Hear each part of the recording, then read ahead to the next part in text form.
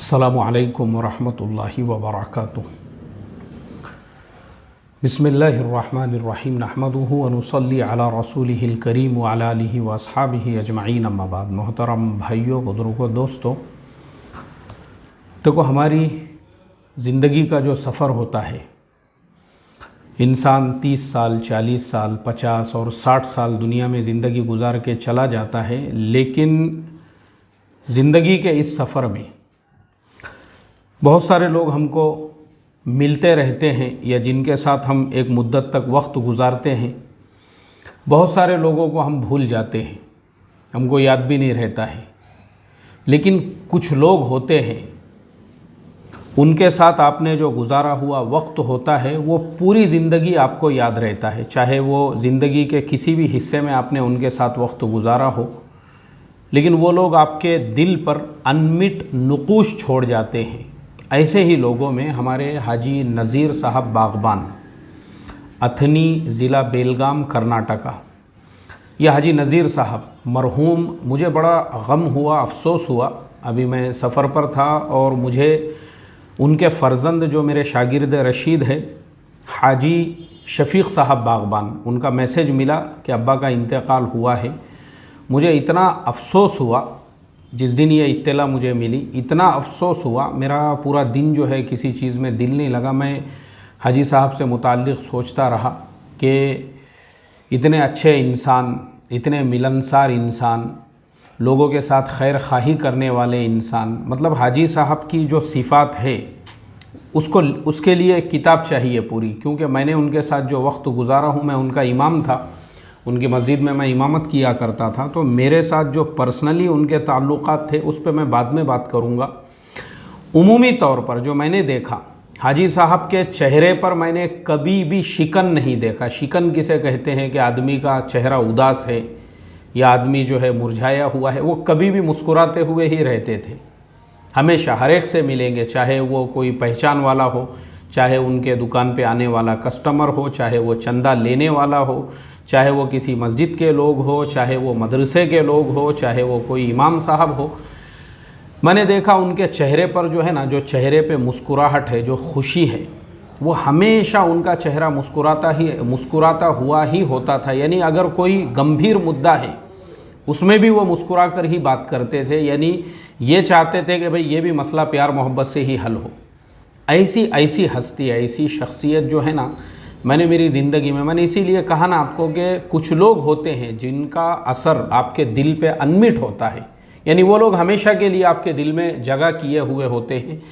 ऐसे ही लोगों में थे हमारे हाजी साहब। इनके उमूमी ताल्लुकात ऐसे थे और खैर के कामों में जो है ना, हमेशा इनका खैर के कामों के लिए हमेशा इनके दरवाज़े खुले हुए होते थे। चाहे किसी मदरसे का तकाज़ा हो और चाहे मस्जिद का तकाज़ा हो, दीनी तकाज़ा हो, यहाँ तक कि उनके अपने जो रिश्तेदार हैं, जो उनकी अपनी बिरादरी है और गाँवों में, खेड़ों में, देहातों में और दूर दूर अज़ला में, वो उनका तक ख्याल रखते थे। मैं इसलिए ये सारी बातें बोल रहा हूँ क्योंकि मेरा जो इमामत का ज़माना था उस वक्त में, तो सुबह में फजरी की नमाज के बाद मस्जिद वार जमात में बैठते थे।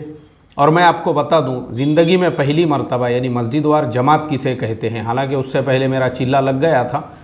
यानी उसी वक्त में चिल्ला लगा था और चिल्ले के फ़ौरन बाद में जो है, जब मैं हाजी साहब के मस्जिद में जो है इमामत के लिए जब मैंने वहाँ पे शुरुआत किया, तो उस वक्त में जो है मुझे ख़ुद पता नहीं था ये मस्जिद वार जमात का मशवरा ऐसे होता है। क्योंकि उस ज़माने में ये जो 5 काम है वो एकदम नई चीज़ थी।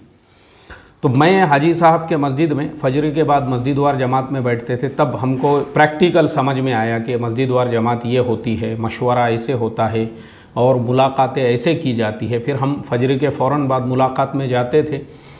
हालांकि वो बड़े आदमी हैं, बड़े मतलब दीन दुनिया दोनों के एतबार से करोड़ोंपति आदमी है, और मैं एक छोटा सा इमाम, मस्जिद के अंदर इमामत करने वाला। हालांकि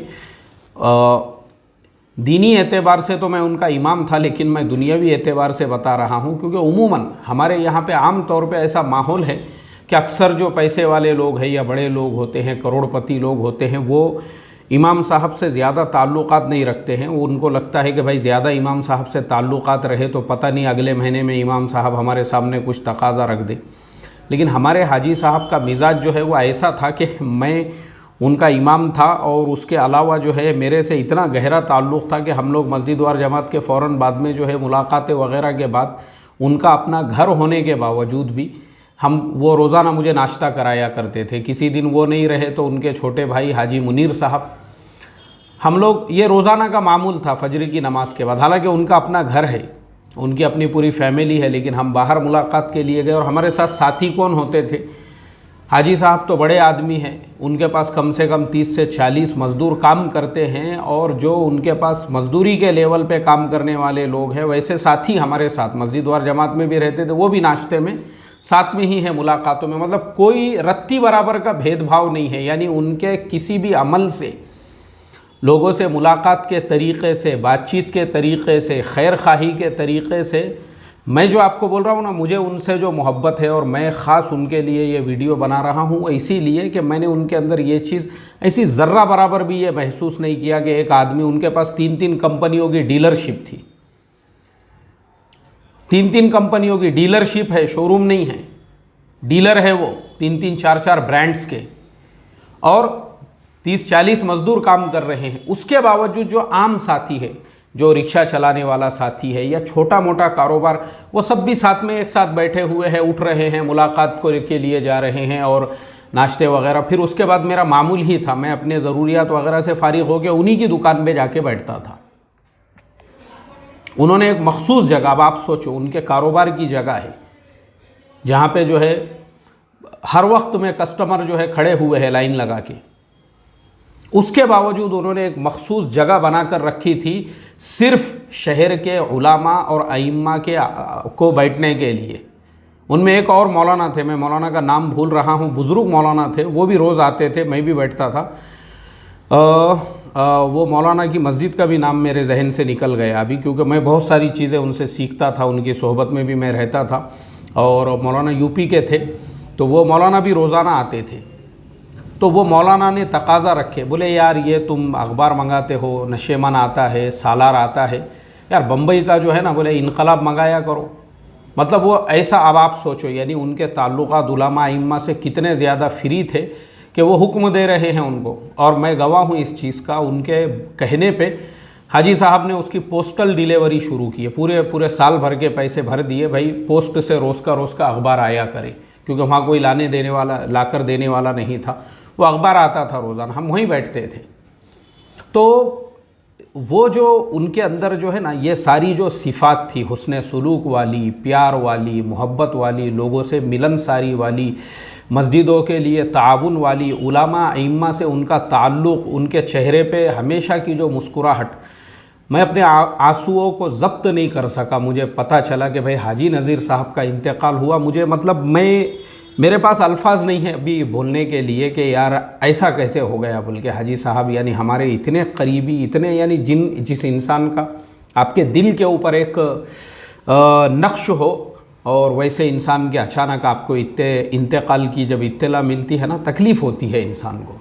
क्योंकि मैं बता रहा हूँ, मेरा जो ताल्लुक़ है, उनके जो तीनों फ़र्जंदान हैं, हाजी अब्दुल अज़ीज़, हाजी शफ़ी, हाजी अब्दुल समद, ये सब मेरे शागिर्द हैं। इनको अलिफ बा से लेके तो इनके मैंने एक पारा जो है उसके बाद में हिफ्ज़ कराया हूँ। ये मेरे पास में ही पढ़ते थे। इनको नूरानी कायदा हमने पूरे तजवीज़ से पढ़ाया हुआ था, इसलिए और भी उनसे हमारा गहरा और दिली ताल्लुक़ था। तो मुझे बड़ा अफसोस हुआ, मुझे बड़ा, यानी इतना दुख हुआ मुझे। मैं बोला यार हमारे हाजी साहब का ऐसे कैसे अचानक में इंतकाल हो गया। तो इसके लिए मोहतरम दोस्तों, इससे हमको दो चीज़ें सीखने के लिए मिलती है। पहली तो ये कि इंसान के पास कितना भी माल आ जाए, कितना भी बड़ा वो करोड़ों बन जाए, उसने हाजी साहब से ये सीखना चाहिए कि उसके ज़िंदगी में सादगी कैसे होना चाहिए। सब लोगों के साथ में एक जैसा, सब लोगों के साथ में, यानी कोई उनके रहन सहन और उठने बैठने आप सोच भी नहीं सकते थे कि भाई ये इंसान और आम लोग जो है, इतना उनका जो उमूमी मिजाज था, उस चीज़ ने दिल के ऊपर नक्श छोड़ा है।